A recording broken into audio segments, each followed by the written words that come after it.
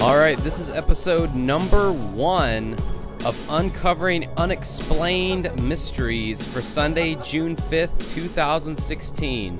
This intro was re-recorded to avoid copyright infringement, so I'm just going to jump right into the regularly scheduled program. Enjoy. And this is kind of an idea I had that came up out of the blue because I was binge watching old episodes of Unsolved Mysteries. I came across this guy's channel and his video comparing the old show versus the new one, and I really liked it. And I actually thought, hey, it would be cool to have another person to talk about the show that likes it just about as much as I do. And so I asked him if he wanted to collaborate, and he agreed, and the rest is history. Yeah, so the video he's referring to is my episode 6, 7. Oh yeah, that, man, I am like so into my channel. I don't even know my episode numberings. Anyway, it's comparing the original Unsolved Mysteries hosted by Robert Stack to the 2008 revamp with Dennis Farina, which was abomination of a revamp. And that episode is what has gotten me my fame, fortune, and all my fleets of Rolls Royces. So I'm glad that he found that one and hit me up, because this is my first YouTube collaboration. So I think I'm glad to be the first guy to collaborate with you. I got to say, folks, I usually don't pimp people out and stuff in my videos, but I think he has a lot of good content that I think you guys should definitely check out. And if you are a fan of Unsolved Mysteries, definitely check out his video. So I almost called you Jeff. We can tell we know each other very well, and we're very, we're on a very much a first name basis. So Mike, I know how I got into Unsolved Mysteries. Everyone watching knows how they got into Unsolved Mysteries. How did you get into Unsolved Mysteries? I got into Unsolved Mysteries through, I think it was it was my aunt. She really liked the show, and I saw reruns that way. I think my mom and my grandmother also liked watching the show, like reruns on Lifetime. But really, I think it was kind of one of those things where I really fell in love with it on my own, because it's late at night, there's nothing on, and I go to Lifetime, or it's in the middle of the, they used to air like old episodes like back to back, like early in the afternoon or something, right? Wasn't it like in the afternoon or in the morning? Yeah, I believe it was around noon or 1, because I remember eating a Hot Pocket every time. Yeah. I timed it to where like I would eat lunch right around when Lifetime would show the reruns. And they do some stuff like that on the weekends. So I remember sort of spending time off, or it's good sick day stuff. When you're sick home, you're sick, you're home from school. It's nice stuff to watch for that. And also I was really, really interested in the unexplained and the unknown, and Unsolved Mysteries like fell into that sort of category. And because I read all kinds of books on the unexplained, UFOs. I had this big book called The Book of the Unexplained by Reader's Digest. And I have that book. I have that same book. Mysteries I swear to God. of the Unexplained. It's called Mysteries of the Unexplained. Yeah, I have it. Yeah, and I really loved that book. And it was at the point when I was like really young and I was reading that book, and that was not a book for my specific age range. But, one of the few things I was really good at when I was a kid was reading. So I was way ahead of the pack when it comes to that. And so shows like Unsolved Mysteries really appeal to that unexplained, unknown stuff that I was really interested in the first place. And then you had stuff like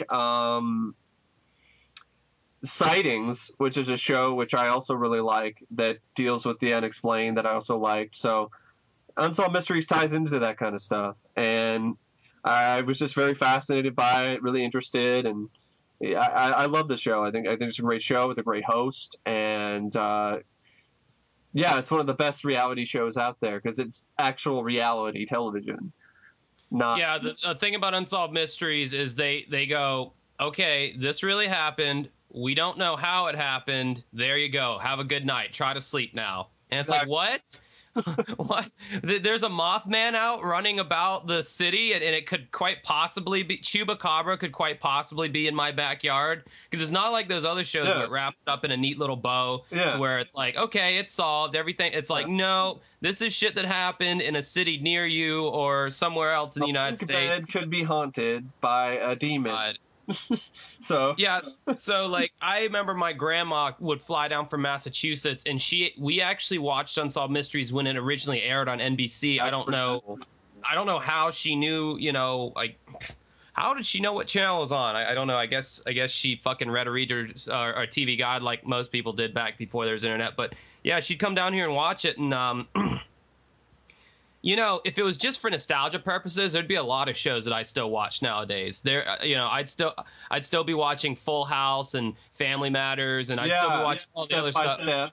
Right. Yeah, exactly. I'd still, yeah. So, people like to make the point a lot, even about like other things like, retro gaming and stuff. It's like, oh, you're just trying to capture your nostalgia. If it was shit, if it was a bad show and I was trying to capture my nostalgia, there would literally be so many other shows I would be watching as well. But the fact that Unsolved Mysteries is one of the only shows that I still watch from when I was a little kid kind of says something to how sophisticated the show was. And thankfully, when I was 19 years old, they came out with the Unsolved Mysteries Ultimate Collection. Now, it wasn't a box set of the entire show, obviously, because of 572 episodes, there would be no financially viable way that they would ever put something that huge out. That would be like if they did a whole series of Jeopardy or Wheel of Fortune. It's like there's just no way.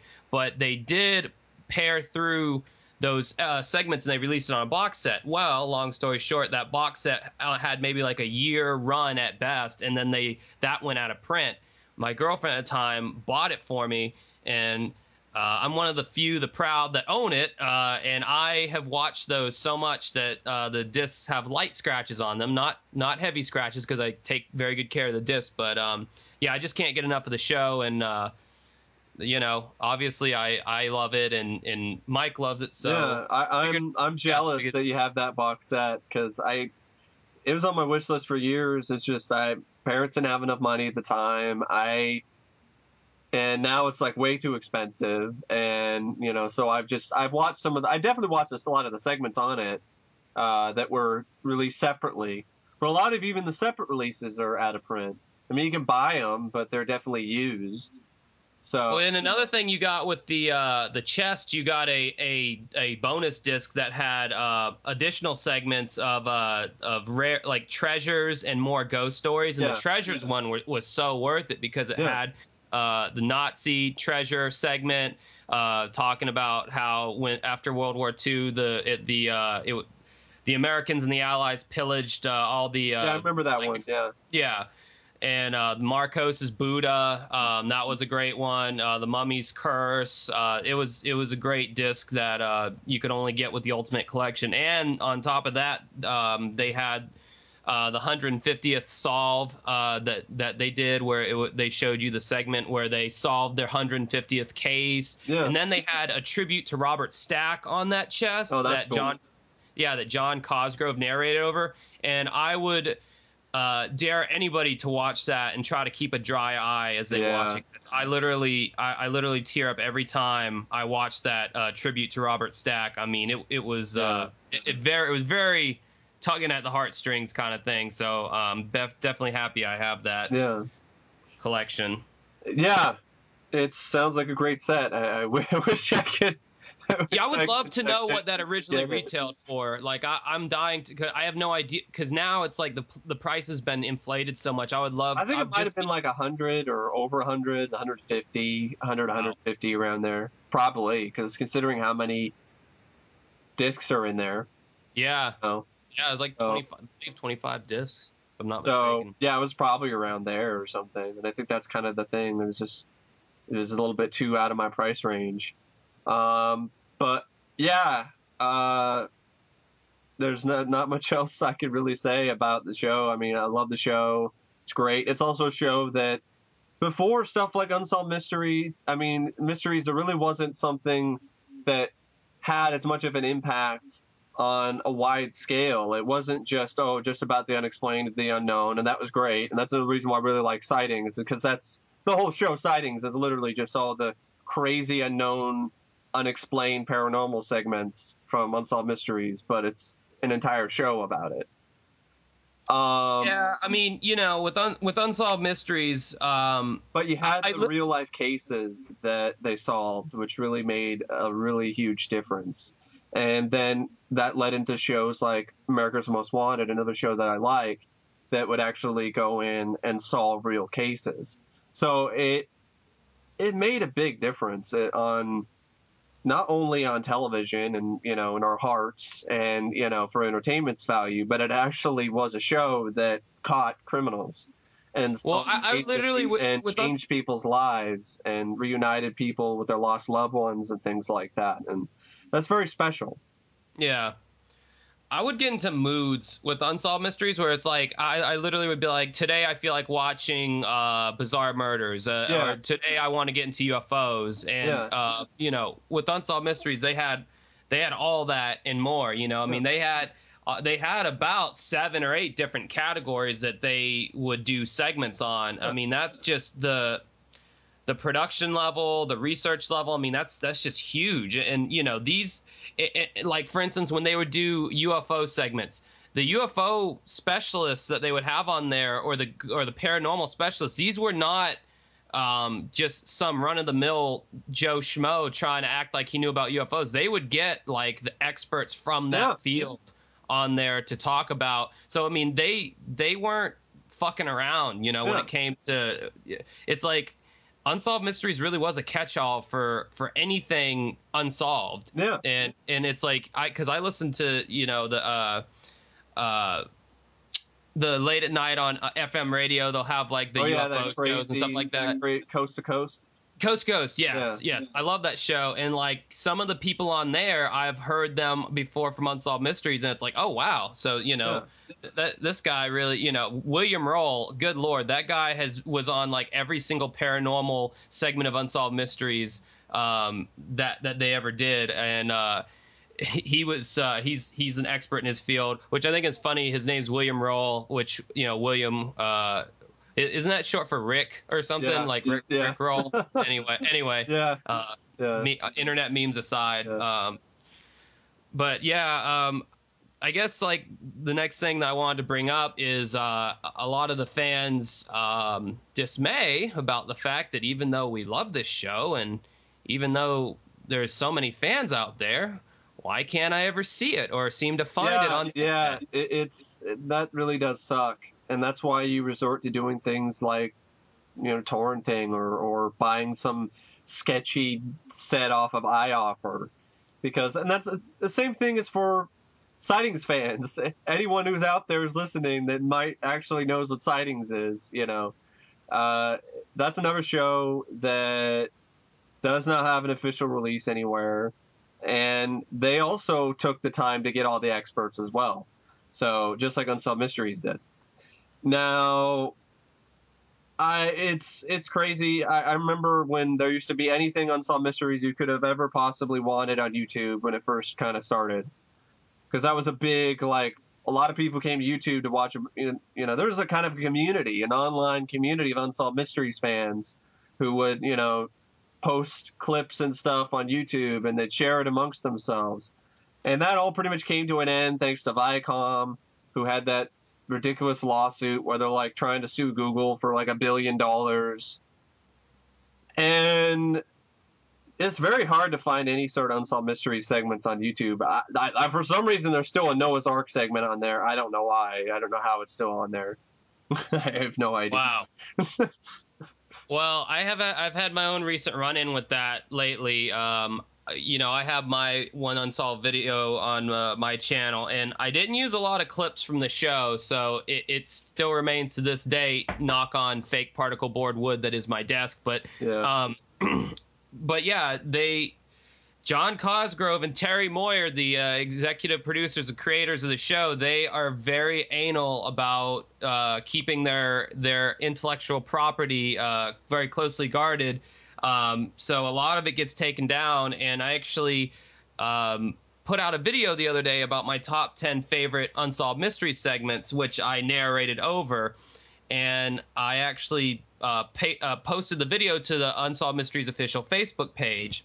Well, they commented on my link, and they said, you know, can you email us? And they gave me their email address. And at first, I didn't know what to think. I thought maybe they thought, you know, my egotistical self thought maybe they liked it so much they want to, like, you know, talk to me about working together. You know, I didn't know what. That's a dream. That would be a dream. Yeah, I know. I don't know why my mind went there, but I was like, okay, I'll email them.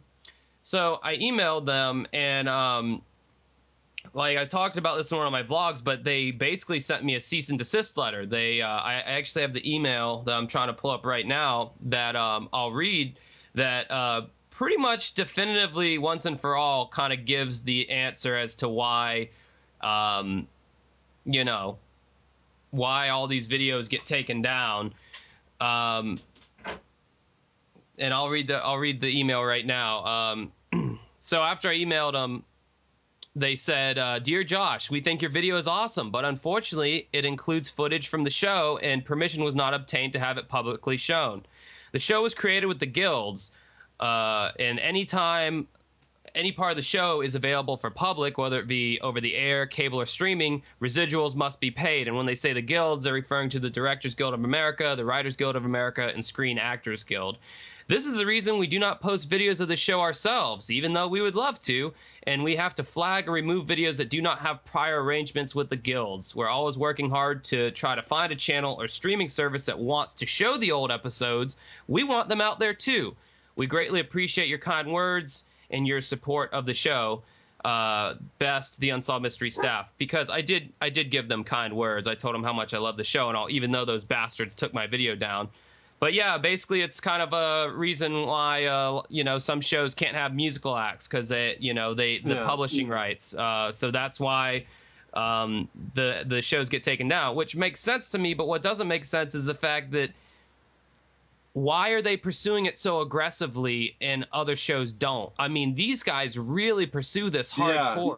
I mean, more so than other shows. I mean, I get the guild thing and the reenactments, but there are so many other canceled shows that are just gladly found on YouTube. Yeah. And I mean, I think Twin Peaks is one of them that you can easily find a lot of the stuff on YouTube. And it's like, you know, there are actors in that stuff too, but Unsolved Mysteries is especially aggressive.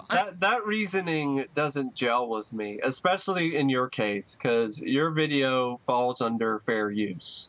You know, I know it's a cliche now on YouTube, but, you know, hashtag WTFU, you know, where's the fair use? Definitely does apply here because his video was transformative in nature. He had, you know, a commentary over most of it. You even probably had footage of yourself in certain aspects. Yeah, the beginning and the end of the video I did. So it's transformative in nature. It uses the clips only for review purposes. It doesn't use them for any other purpose, and that falls under fair use, regardless or not if it's a part of the guilds. That doesn't matter because there's a ton of other movies and TV shows that are part of the same thing that fall under the same umbrella of fair use. So that doesn't gel with me. It seems like they might not really. And I love them for, you know, putting together, you know, bringing the show to life and everything. But that seems kind of an uneducated sort of way to look at certain types of videos using your content on YouTube.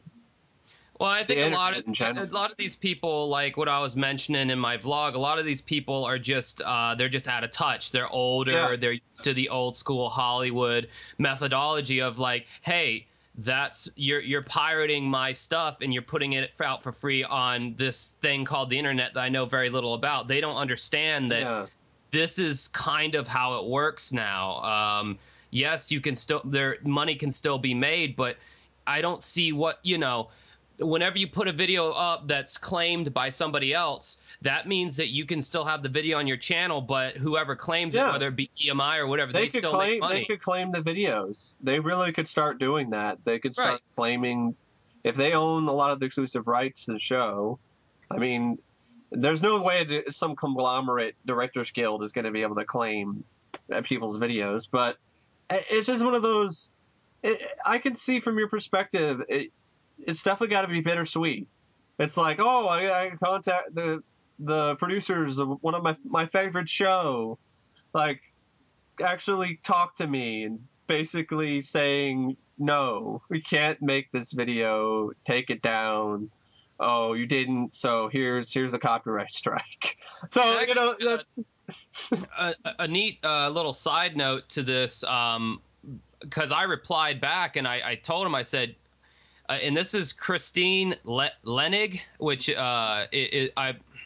I don't know if it's their receptionist or their assistant or whatever, but that's the person I was talking to through these emails, which, by the way, if you're curious about the email, it's cosgrovemoyer@gmail.com if you want to blast them an email. But Christine Lenig, L-E, I don't know why I'm putting her name out on blast, but whatever. I don't know. It's common. I mean, if she sent it to, if I got sent the email, I feel like it should be, it's pretty. Yeah, it should be common information, whatever. I don't know. They can send me a cease and desist letter for this podcast too, I guess. I told her, because like after she sent me that kind of rubber stamp message, that I'm sure they have to send out like every day to somebody who tries to upload the show. Yeah. I said, you do realize there's a huge interest in the old show, right? Like fans everywhere want the Robert Stack episodes. I said, just as long as you and your team know that. I said, I'm glad Unsolved Mysteries is still alive and active on the internet. I hope you can strike a deal with a streaming service soon. So many fans would be overjoyed. And then she responded back saying, we think there is a large audience for the older episodes, but it's not, unfortunately, always the easiest thing to convince a channel or streaming service of that. We are always hopeful one of them will want the show in the future. So to me, that sounds like they are actively trying to strike a deal with one of these big Netflix or Hulu streaming sites. That's crazy why they think that's not gonna. Yeah, that is strange. The sentence, unfortunately, it's not always the easiest thing to convince a channel or streaming service of the large audience. That particularly caught my interest. So they're basically going out and saying, we know that there's a following for this show. We know we have fans, but our hands are tied. And that's what befuddles me even more, because usually in those kind of situations where a company or a group of people have their hands tied like that, that's kind of when they let the fans go out and just have at it. So when rights are up in the air, I mean, there's plenty of stuff that I've seen on YouTube, or the rights are just up in the air. We don't really know who owns what, and it just ends up on YouTube. Or, on the internet. They own it, but it's just a matter of Netflix taking a look at it or and Amazon going Prime or someone like that. or want any of them going like, okay, we have this old show from the late 80s, Why through the 90s. Why can't they just create their own YouTube channel? They already have a YouTube channel, I think. Why can't they just start posting their own segments on YouTube?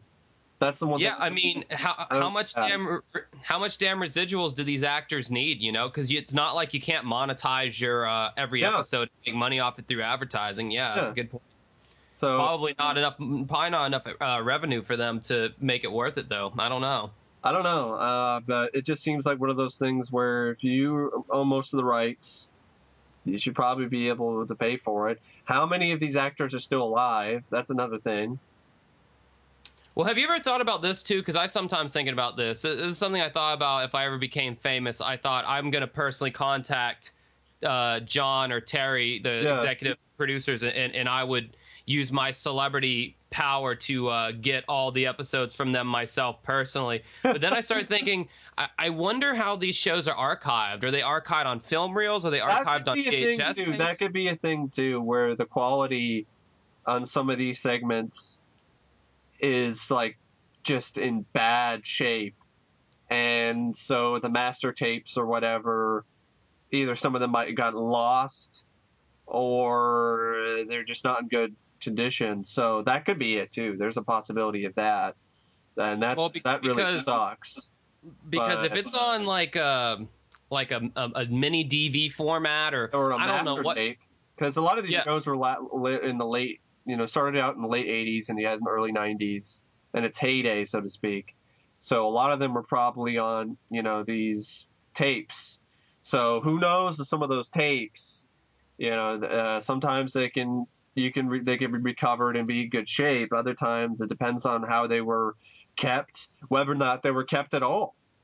There are instances where shows have just been taped over.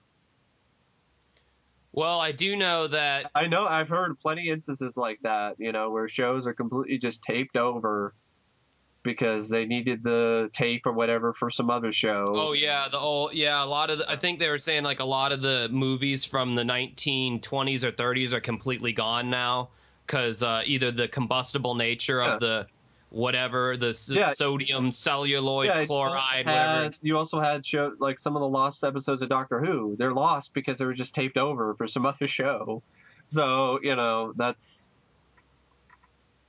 like a huge oversweeping way of doing what my mom used to do to me all the time as a kid. My mom and dad would tape over shit on VHS tapes all the time, and it would piss me off. I'm like, God damn it, why did you do that? And well, we needed the tape, and to record Young and Restless or whatever. Yeah, that's exactly what I was gonna say. It's like to record damn soap operas. Yeah. Well, I do know, though, that the Ultimate Unsolved Mysteries collection, the segments that they included on there look beautiful. Yeah. I mean, they went in and so it's whatever. like they have something, but do they have all of them? And it's where is their source from? Is that still a reliable source? That's the whole sort of question when it comes to shows that are this old and with this many segments. It'd be an undertaking. But I think it'd be worth it. But, I think they need to see, like, a huge outpouring of support.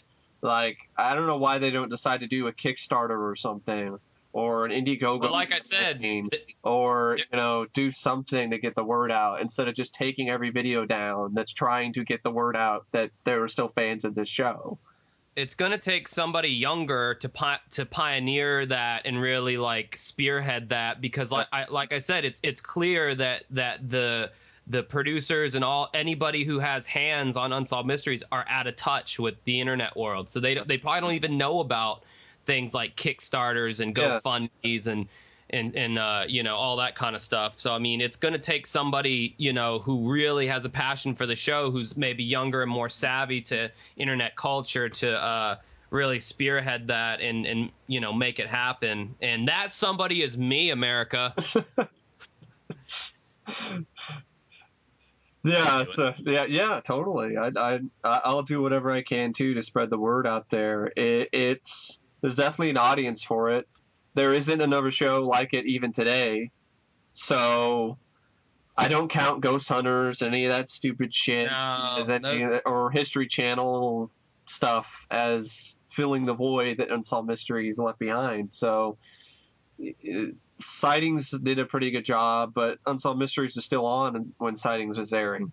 So there really isn't anything like Sightings either. So you really don't have a show like this right now.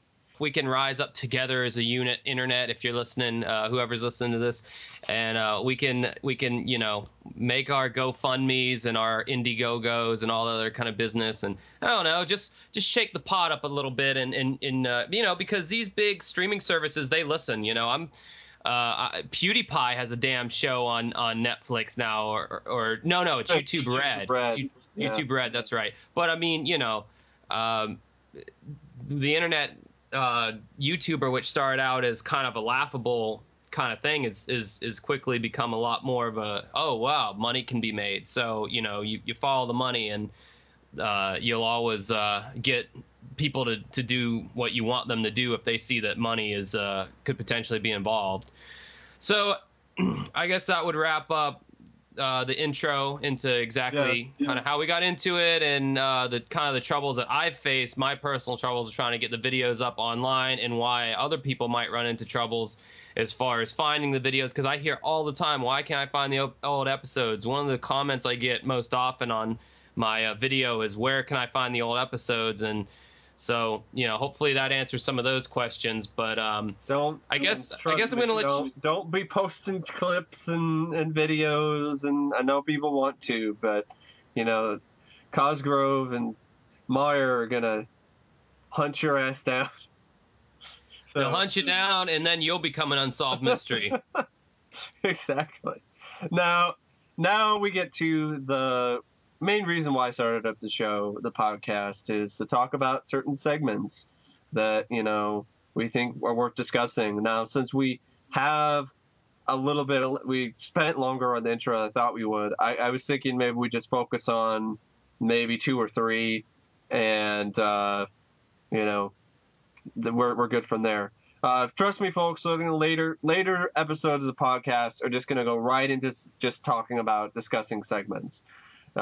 This is just the first episode. We thought it would be a good thing to introduce ourselves and, why we like the show and what's going on with the show and why you can't see these segments and why I can't show you the footage from these segments while I'm talking about them and while we're talking about them, because I can't. I cannot do it.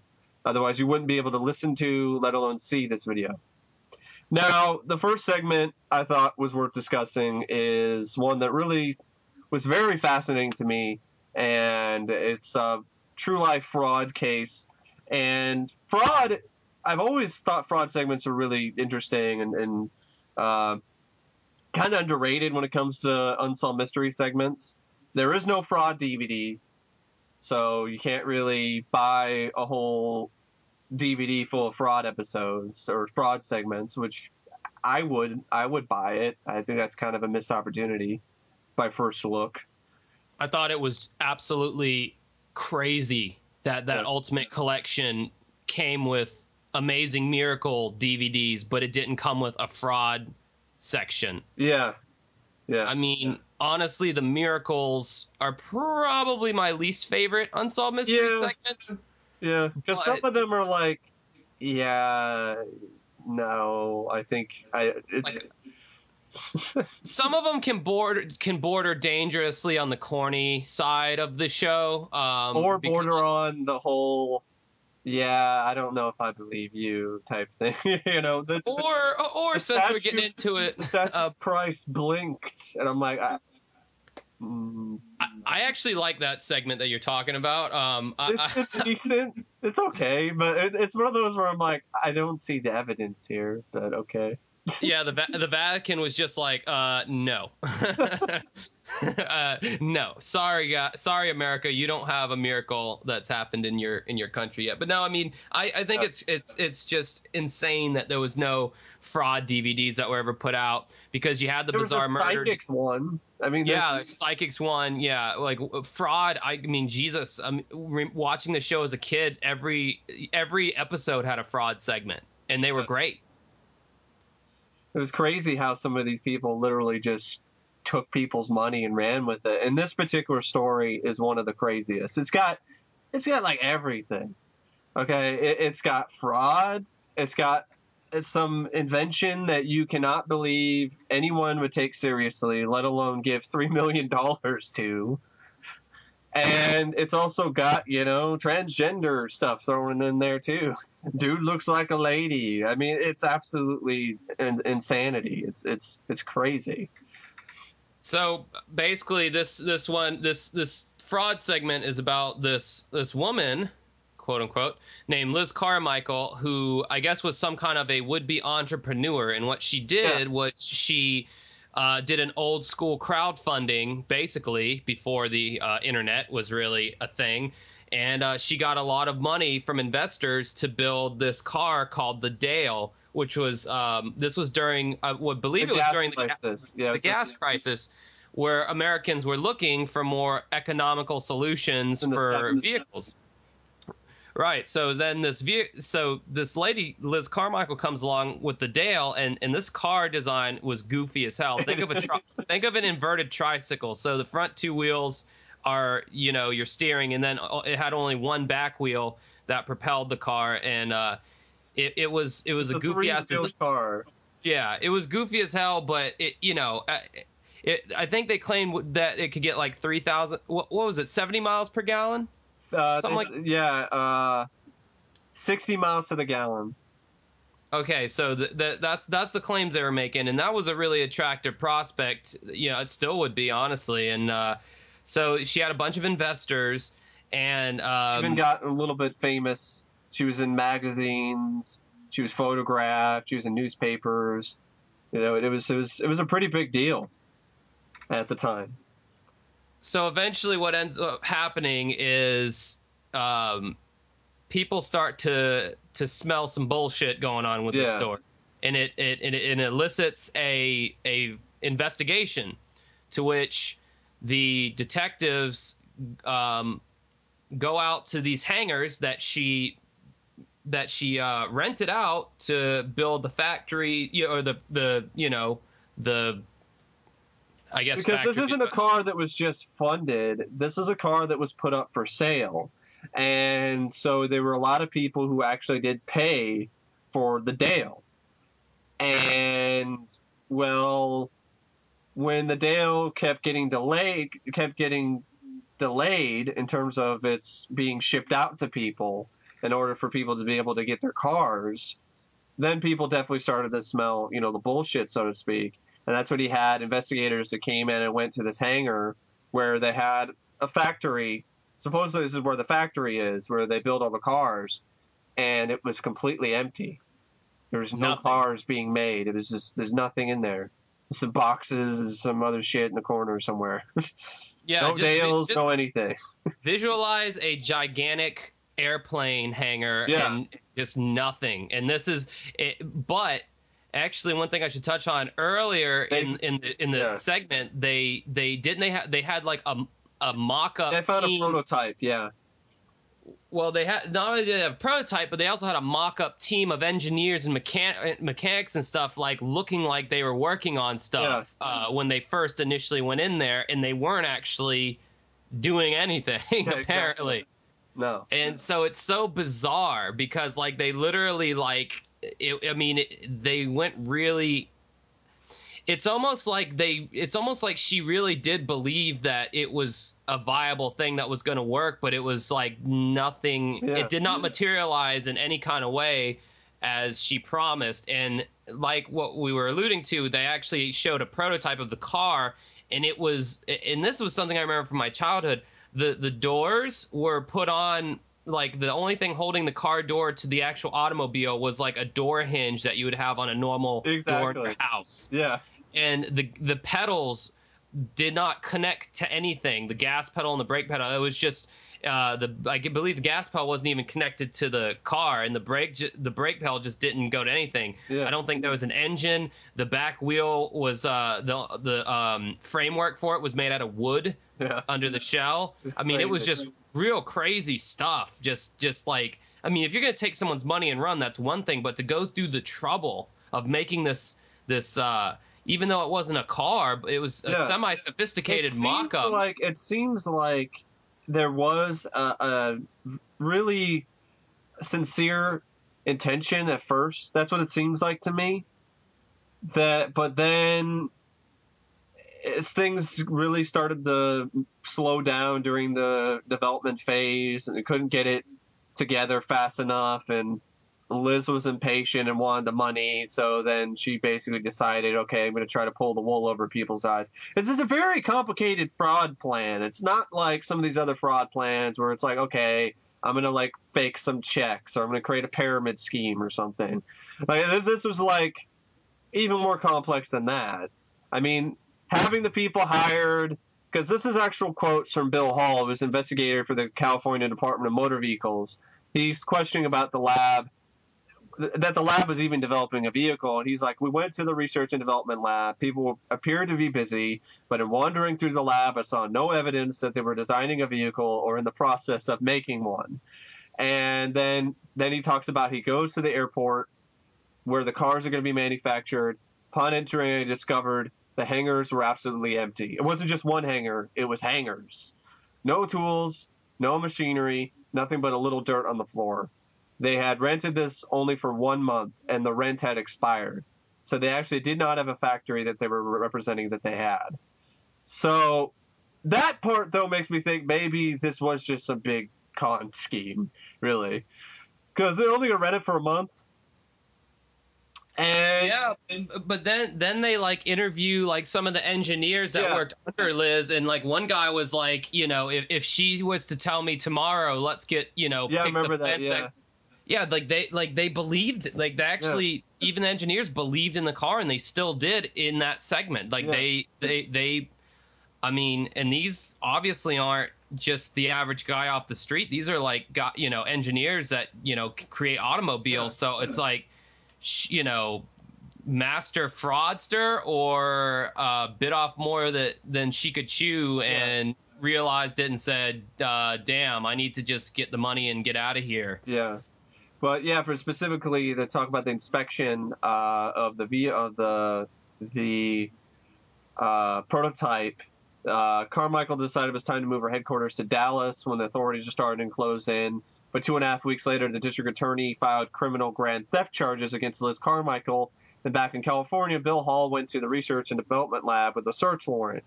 And this is what he says. On inspection of the vehicle, it was not a viable vehicle at all. It had no engine. 2x4s were holding up the rear wheel. The accelerator was just sitting on the floor. It wasn't even attached. The windows were not safety glass. They would bend back and forth. The doors were put on by regular door hinges, like one might find on a house door. The vehicle just absolutely did not exist. That's so crazy. It is. That's so fascinating too. Like I don't know. Like they go through all that trouble, just for fraud. It seems like there was some reputation at stake that maybe she wanted to try to salvage, and then just got in too deep, ran out of time, ran out of funding, and I guess decided I'd rather just take the money because I don't want to look bad. So then when investigators actually started looking into this lady, after, I believe they even obtained a search warrant to actually gain entrance inside her house, they find that she's not there, but I'll let you kind of take the torch of what happens next. Yeah, it's pretty crazy. They find she's not there. I think her kids there, or did she take her kids with her? She took her kids with her. Nobody was there. Yeah, nobody was there. It was empty. But they found all these, a wig, and all this sort of padding and stuff like that, and basically showing you that, wow, Liz didn't technically exist either at this point in time. It was just she was a man the whole time. She was the Dale the whole time. Exactly. Her name. She was a Dale in the sense that she was a dude. Yeah. Now I'm not sure if she had like transgender kind of. He said he claimed he began hormone treatments in preparation for the exchange operation. His name is whatever, Jerry Dean Michael, alias Geraldine Elizabeth Carmichael. And so they searched his house. The children were gone. They discovered that she was living in Miami with their 5 children. Neighbor recognized her from a news photo and called the authorities. She was working for a dating service going by the name of Susan Raines. They also learned that Liz Carmichael had another identity. She was really a man named Jerry Dean Michael.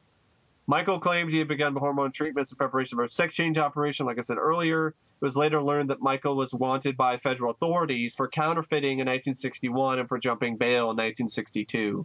Jerry Dean Michael, also known as Geraldine Elizabeth Robert Youngblood, was I got that wrong. Geraldine Elizabeth Carmichael was arrested on April 12, 1975. He was extradited to Los Angeles and put on trial for conspiracy, grand theft, and fraud.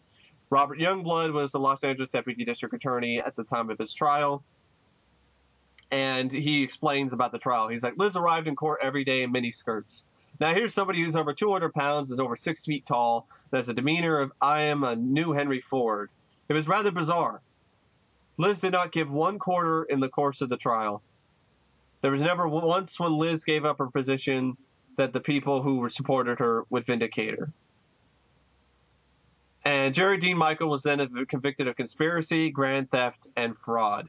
He was released on a $50,000 bail, and for the next 4 years, he appealed his conviction and lost each time. finally, in 1980, Michael failed to show up in court for sentencing and wasn't seen again for 8 years. I remember one scene during the courtroom where they were doing the interview, and the prosecutor was like, basically like, admit it, there's no car. And even then, even on the, sitting in court, she's like, the car's in production. If all this legal stuff wasn't going on, we could be finishing it up and rolling it out, but that's why there's no car, because it's still in production. Like, even under oath in court, she would not give it up that, hey, this is bullshit. And another thing that I don't want to like touch on it too much, go into a whole debate about, but I mean, talking about like transgender stuff in the early 90s on a show that most grandmas watched, I thought that was pretty edgy for Unsolved Mysteries. Late 80s, I think, is when this one. Late 80s. Yeah, I mean, that was pretty edgy at the time, for them to even be like touching upon that kind of stuff, because even now, there's a lot of debate about that with the bathrooms and all that, but like they were bringing that stuff up back then, and they handled it in a very tasteful. They did. They definitely did handle it in a tasteful manner. It wasn't, offensive or anything like that. And that's interesting about this case, is that it was like there were people who believed in her, but at the same time, and she believed in her idea, but at the same time, it's like a lot of people who do fraud are like this. They're very charismatic. They're very believable. You want to believe them. They have this way of just trapping you in their web, so to speak. And the fact that they had the prototype that was just so improperly put together, that's one of the things that kind of sticks out like a sore thumb, so to speak. Yeah, that's what I always remembered from my childhood about this segment was that bum car and the empty hangar. The empty hangar and the bum car were the two things that really stuck out as a kid, that just struck me as just so bizarre. And, it's just so interesting. It still is bizarre. Like, I can't even think of a fraud case that is as bizarre and as crazy, at least for, with all the different twists and turns, Yeah. With the whole interesting idea of the Dale itself, and then you have the identity of Liz Carmichael and the whole stuff with empty hangar in the car, the car prototype that was, just so poorly put together. And of course, though, there is an update. Within just minutes of our broadcast, we received a tip from a viewer who recognized Jerry Dean Michael as a flower vendor named Catherine Elizabeth Johnson. Michael had chosen to live in the small community of Dale, Texas, which is kind of ironic. I love that. And was arrested at his home. 8 years after he jumped bail, Michael was returned to California, and there he was sentenced to 32 months on several counts arising from his auto scam. He was sent to an all-males facility. After serving just over 2 years, Jerry Dean Michael was discharged with 3 years of parole. A prototype of the Dale is in the permanent collection of the Peterson Automobile Museum in Los Angeles.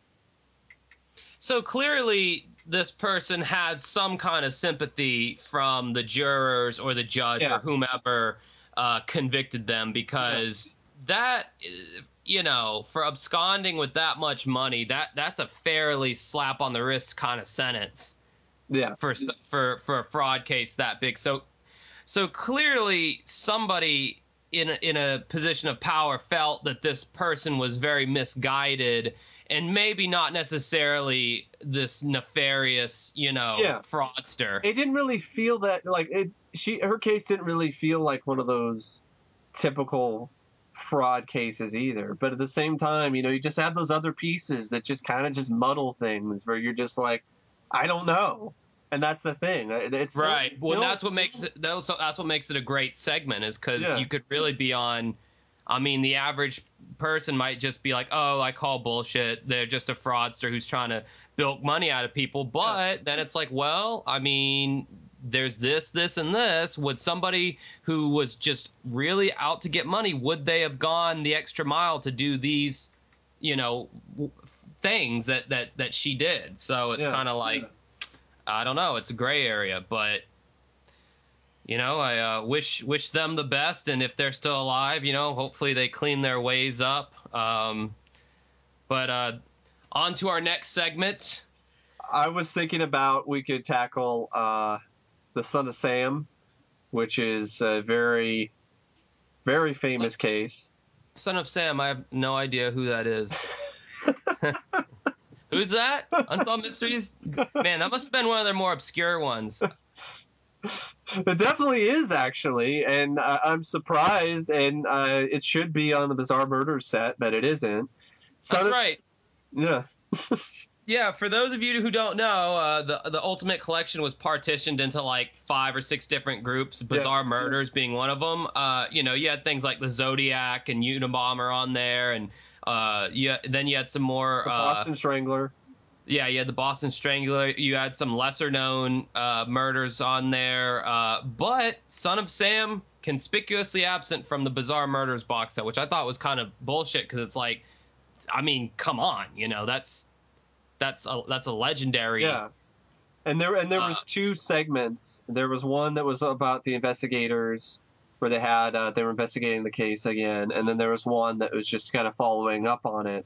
And it's just this particular one. I mean, the Son of Sam, for one, is terrifying to me because it was one crazy guy, or in this particular segment's case, the theory that they present, which is pretty compelling, to be honest, that it was not just one Son of Sam killer. And so, but the idea that one person held an entire city and an entire country in a grip of fear and terror is just very terrifying. I mean, people were afraid to go out at night because, they're afraid the Son of Sam was going to get them. We're going to shoot them. It's very terrifying time. This happened in New York, correct? Yeah. Yeah. New York City. So, yeah, I mean, you had people. I mean, New York obviously is known as, you got to be kind of tough and hard to really live in a lot of the boroughs in New York City, and even during daytime hours, people would be like, get inside. Haven't you heard the psychos on the streets? And he mainly targeted, what was it, blondes or blonde women? Well, he targeted a bunch of people. I think it was like it was a spree killer. So I think it was one of those where it was just a lot of people. It targeted girls and their boyfriends, and just shooting people. Really, just a lot of just killing people right and left. I don't really remember if it was necessarily just blondes. I feel like it was women with short hair, maybe. Yeah, it could be that. I feel like there was some caveat in there. It was women with short hair or brunettes or some. So there was some kind of particular people. I mean, it was a spree killer, but he did kind of have a proclivity for killing certain sex of people, and that's SECTS sex, not SEX. To clear. Well, I guess it could go for either. See, they're double entendre. Yeah. That's my oratory skills for you. The Son of Sam's reign of terror began on July 29th, 1976. 2 young girls were shot with a .44. One died. A composite sketch of the gunman was created from the survivor's eyewitness description. 3 months later, a man from Queens was shot in the head with a .44 caliber gun. A month after that, again in Queens, a man appeared from nowhere and shot 2 girls. Both survived, but one was left paralyzed and was confined to a wheelchair for the rest of her life. Eyewitnesses helped police recreate a new composite of the gunman. 6 months later, 2 women were killed in separate shootings. Again, a .44 caliber revolver was used. Eyewitnesses helped create 2 new sketches of the killer. These sketches didn't look anything like the earlier drawings. Almost 9 months after the first murder, there was another shooting from 3 blocks from the scene of the first attack. This time, a hand-printed letter was left by the killer. It read in part, "I am a monster. I am the Son of Sam. I'm a little brat." According to the retired NYPD detective Henry P. Sonati, the city was paralyzed with fear. The people in the local neighborhoods, particularly in the Bronx, were petrified. I remember people yelling to the people in the street, "Get in! That nut's out there!" And this is in the early afternoon. On Memorial Day, the Son of Sam was sent another letter. This one to columnist Jimmy Breslin. It was written in the same distinctive style and contained references to Satanism. Finally, in late July, Son of Sam was struck for the last time. Stacy Moskowitz was killed. Her date, Robert Villante, was partially blinded. And 19-year-old Tommy Zano witnessed a shooting. That guy came over to the car and blew those people away in less than 4 seconds. Tommy helped police with yet another composite, and again, there were more differences than similarities when compared to the earlier sketches. And this is where this particular segment really starts to grab me, is they show these different composite sketches of what these certain people who saw the Son of Sam killer, what he looked like, and they're so different from one another. It kind of makes this sort of sense where it's like, maybe there is a point to this, oh, it was more than one killer type thing. Because, but then again, composite sketches can be kind of sketchy anyway, if you know what I mean. No pun intended by a sketch being sketchy. No. But they arrested Berkowitz, and then there becomes this really interesting theory where they start to bring up this Satanist angle to the Son of Sam murders, where it was like some cult. And so this guy named Maury Terry, he believes that Berkowitz was selected to be the fall guy in the Son of Sam killings. He was not a willing fall guy. He wanted it to be another way. But Berkowitz knew that he had been involved in all the shootings, and he had pulled the trigger definitely 2 times, responsible for 3 murders. He's not an innocent man and wasn't on the scene on all of the others, and as a lookout, a wheelman, whatever. And so they say that there's like these guys, this guy's talking about how there's like cryptic references to this theory, the supportist theory of this Son of Sam being, more than one person. He says, one phrase that raised his suspicion was John Wheaties, rapist and suffocator of young girls. Another was Wicked King Wicker. Maury views them as clues that help identify the accomplice of David Berkowitz. Berkowitz lived in a 7th floor apartment in Yonkers. Down the hill was a street named Wicker. He then the segment insinuates, could this be the King Wicker mentioned in the Breslin letter? According to Maury Terry, Wicker Street was near the home of another character mentioned in the letter. He says, I learned that John Wheaties, rapist and suffocator, alias of the killer in the Breslin letter, was not really an alias at all. It was the name of a real person. That person was John Carr, who was a real-life son of Sam Carr. John Carr's nickname was Wheaties, and I learned this within the day of the arrest. And so there becomes a sort of thing where they think that there was this relationship involved where there's definitely more than one killer. And then there's a sort of crazy thing where Berkowitz admitted during two court depositions that he knew both John and Michael Carr and that they were part of a satanic cult. And he said the brothers were killed to keep them from talking because a lot of these brothers ended up dying later after they were they might have spilled the beans, so to speak, later. And so a lot of people feel that John Carr was murdered because during an officer interviews Carr's girlfriend, and he says, during my first interview with his living girlfriend at the time, she told me that he must have taken his own life. And the next day, the same person, new interview, whole new story, John Carr had to have been murdered. He was wanted by the police in New York for the Son of Sam killings. He was afraid for his life, and I fully believe that John Carr was murdered. And Maury Terry then says that John Carr was involved in these satanic rituals. Through interviews with Carr's friends and police officials in North Dakota, the picture emerged that John Carr was heavily involved in this satanic cult activity, both in Minot, North Dakota, and Westchester County, New York, where he spent part of his time, and involved blood drinking, urine drinking, and the ritualistic sacrifice of animals, and especially German shepherds. Which is... Well, I mean, you can spite him on the blood drinking, but I mean, you mean to tell me you've never drank your own urine? No. It's delicious. No. Even though it did look like it might quench my thirst from that Mad TV skit years ago. So then there was this guy named Phil Valken, who was one of Carr's acquaintances. And Valken claimed he accidentally walked in on Carr and a friend performing a satanic ritual. Phil Valken told us that he walked into his own house one night in North Dakota, and he found John Carr, another friend of Carr's, part of the circle, and the act of ritualistically sacrificing an animal in front of Valken's house. Phil Valken also told us that John Carr belonged to a very violent satanic cult.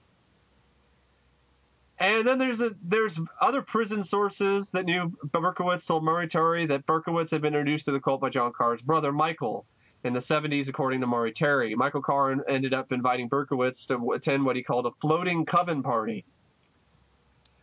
And Berkowitz came in and attended the party, and symbolically, not literally, but symbolically, the 44 was put in his hand that night, and that's how he got into the cult scene.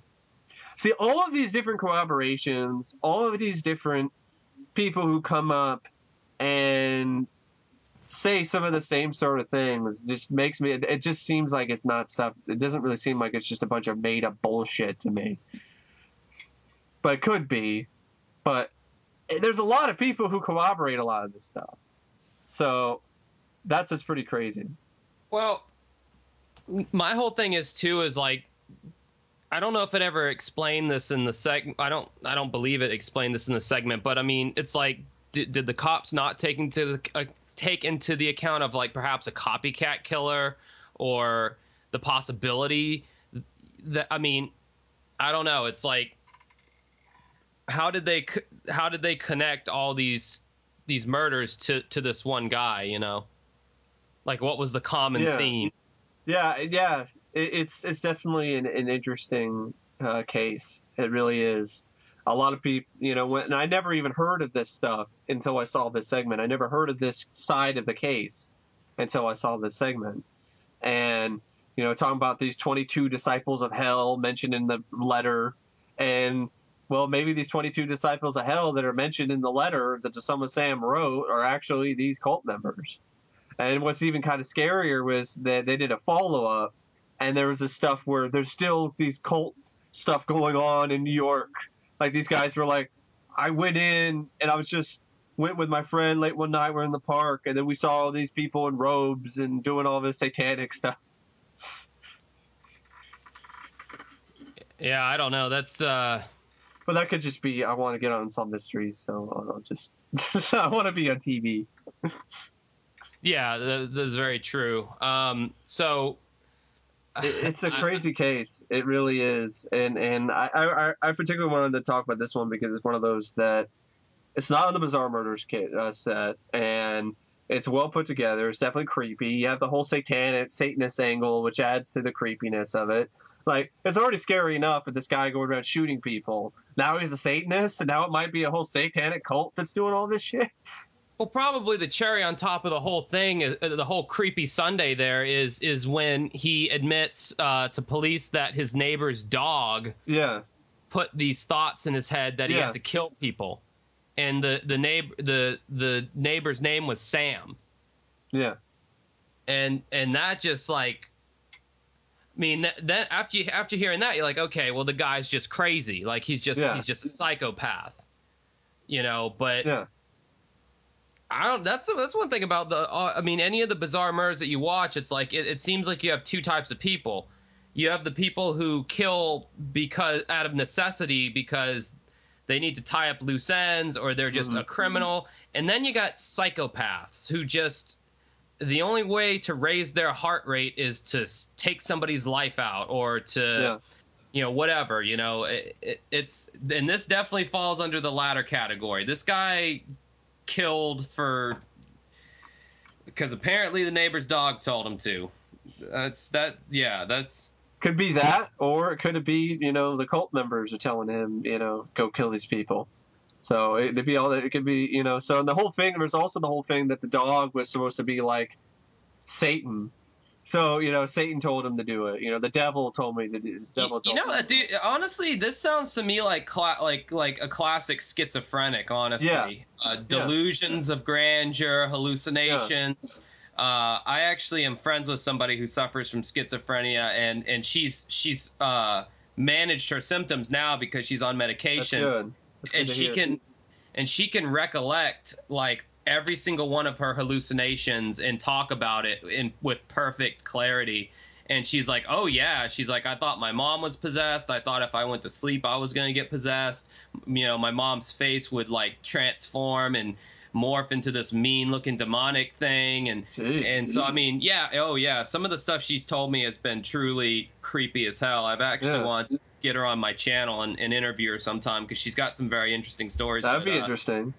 Yeah, but I mean, like this sounds, kind of like a classic case of schizophrenia. It would not surprise me at all. I mean, because schizophrenia is usually very heavily tied in with religion, Satanism, demons, stuff like paranormal kind of stuff like that. So this guy probably was suffering from a good bit of schizophrenia too, at the very least.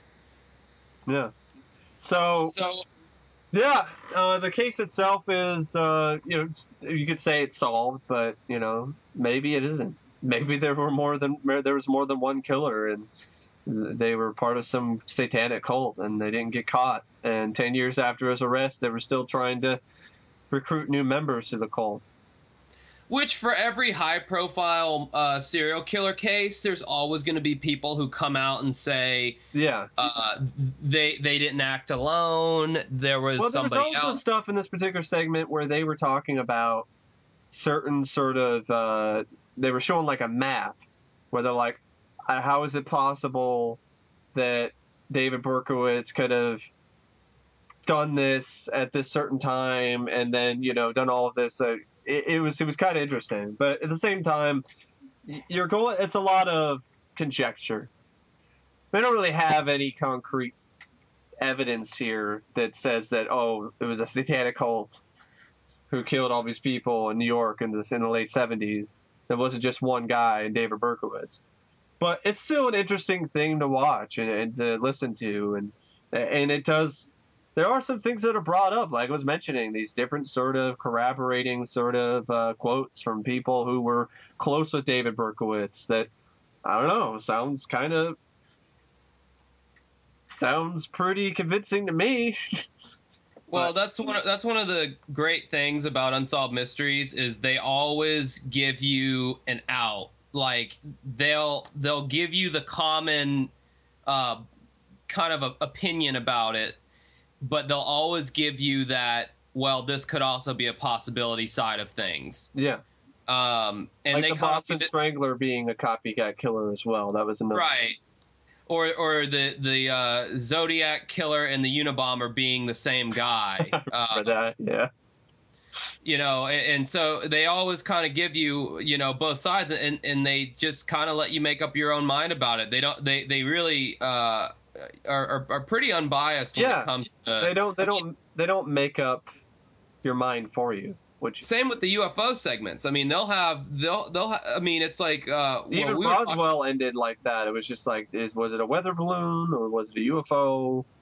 Which, all of us, rational thinking human beings know that it was a UFO, but, there are some people out there who want to put their head in the sand and cling to the weather balloon thing. But, I mean, even the Face on Mars, which was an old Unsolved Mysteries segment, the very first pictures of Mars, there was a face on Mars. It was made out of, like in the late 80s and early 90s, yeah.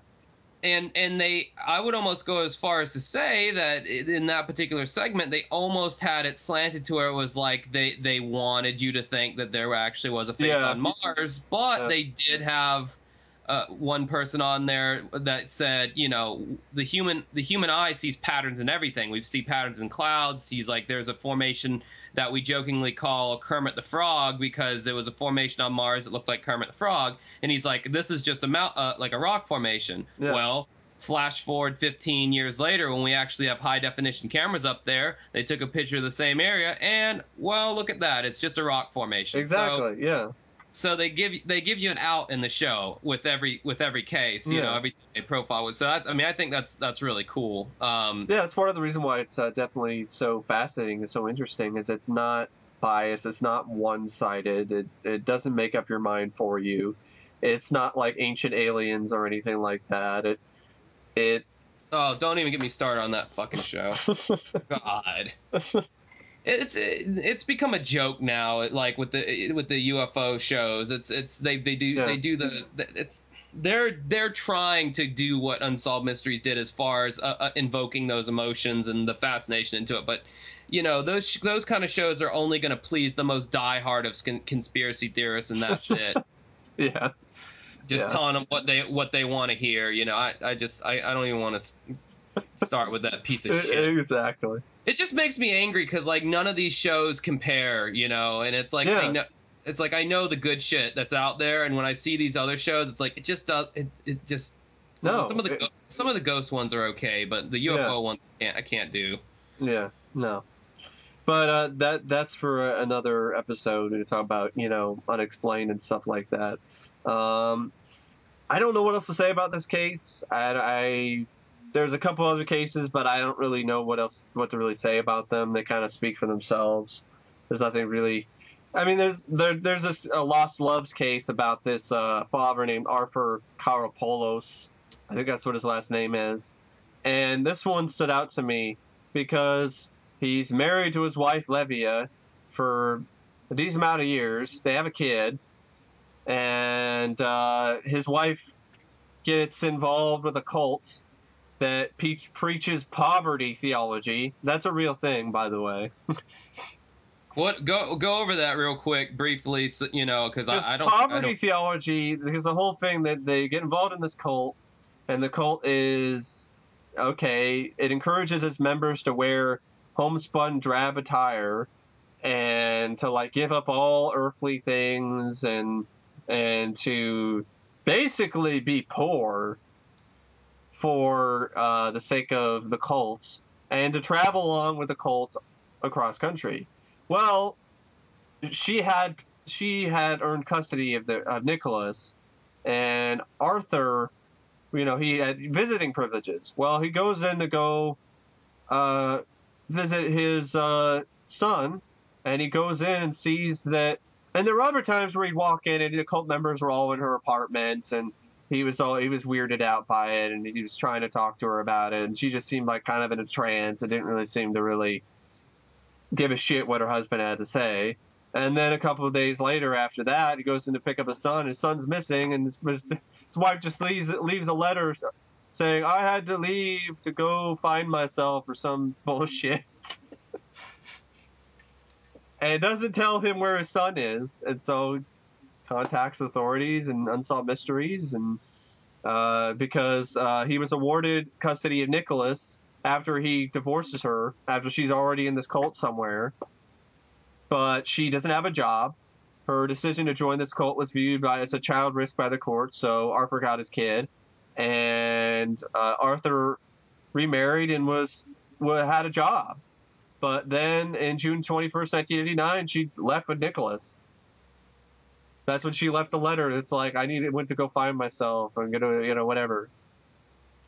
What I find so amazing about this case and why I felt like it was such a good selection to talk about was the fact that just the dad, the proactiveness of the dad and his investigative kind of techniques. This guy, when he found the house abandoned, he scaled up the back of the house, climbed in through the window, found that they had you know, ditched the place. The kid was gone. He grabs the trash bags outside of their house, thinking there could be clues. Him and his wife, his new wife, comb through the garbage, find some crumbled up piece of paper with a moving company's phone number on it. He ends up tracking them down through this investigative work that he did all by himself. The police were not involved at all. He goes to, well, I believe it was New York, he goes to New York. He finds the some abandoned building that they're living in, stakes the place out until finally one of the cult members that he remembers being at his house in California comes out, and he follows them finally to wherever they were going, accosts one of them on the street, and he's like, you know, hey, what's going on? You know, where's my kid? And you know, the cult leader was there, and he was saying, like, you know, blah, blah, blah. He tries to, you know, proselytize him. And he basically says, you know, fuck you, dude. You know, tell my wife to, you know, call me or whatever. And basically does all the legwork himself. And through the show and all that, he gets reunited with his kid. But I mean, just the lengths that this guy went through. I mean, normally when you hear about a story like this, you're thinking, okay, the kid's gonna die, or someone's gonna die, because that's what we're so used to hearing that from, like, stuff we see on TV. But no, I mean, it had a really happy ending. I mean, the kid gets returned back to the dad and lives what I would assume would be a normal life with his dad, and his mom's just going to become a footnote in his well, my mom was crazy and I don't speak to her anymore, and she tried to kidnap me. But no, it was a great ending, because on most of these things, especially in Unsolved Mysteries, a lot of them they end up dead, or like on a lot of the shows on Investigation Discovery, the person ends up dead. So the fact he actually went and you were rooting for him, for him so hard, and you wanted him to find his kid, and it had an ending that was definitely one that you wanted, and it was definitely I don't know if it was a happy ending, and it was nice to see. This is definitely a segment that they would have couched in between a murder and or a UFO segment to give it some brevity. Exactly. We can't freak you out too much, and we can't depress you too much. Here's something to make you smile and feel good. But at the same time, you feel kind of bad, because you're like, what, this, his mom, she's convicted of child abduction, sentenced to 3 years of probation. But I'm like, just probation? I mean, why? Okay, all right. Yeah, I mean, I could go there and say it's kind of a double standard, like if the guy had abducted the kid and all that, would he have just gotten that same kind of? But if the guy had abducted the kid, he probably would have murdered him. She also might have been mentally unstable at that time. Who knows? Well, cults just in and of themselves, they do such a good job of brainwashing people that. Like the whole that was a crazy part about it too, is the whole cult angle. It wasn't just she just took the kid and just fled. It was a whole, she's a part of a cult that just the religion is just, I don't know what the fuck. That's basically what it is. And a lot of people, I guess, sided with the cult leader, and it's just this crazy thing where it almost makes you kind of Gone Girl-ish, where you're like, I didn't know my wife was capable of this. Like, why is my wife doing this? And then, like, that was so weird, because you think, after, like, it's not only that they were together for so long, but they had a kid together. You think you know someone, it's like, that's like if I dated a girl for like however many years and we had a kid together, then she joins this cult and escapes with my kid. It's like, geez, you would have thought you would have seen some of these signs of cuckoo, a little bit earlier in the relationship, That's what's scary. It's like, shit, it makes you not want to date people. And so, like, it makes me not want to date people, and it makes me not want to have a dog either, because the dog might start telling me to kill people. Although I think my dog does tell me to kill people. He's kind of an evil dog. But yeah, I think we're right in about an hour and a half good. here. I think we're good. I think these are good segments to talk about to start off with. I wish so badly that you guys could see these. I feel like such a cock tease for like talking about these segments that you can't find anywhere. I do too, but in this way though, at least we can. You guys can know about them, and which we try to put sort of a visual image in your head, at least. It's one of those things where until the, Cosgrove and Moyer end up officially releasing the segments online or through some other means, there just isn't really a way for us to show you any of these. So, but there are places to find them, but, you just got to keep searching. Just like. Yeah. Keep searching, and for legal reasons, please don't ask us where to find.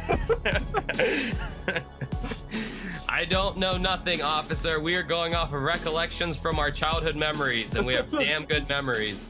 Exactly.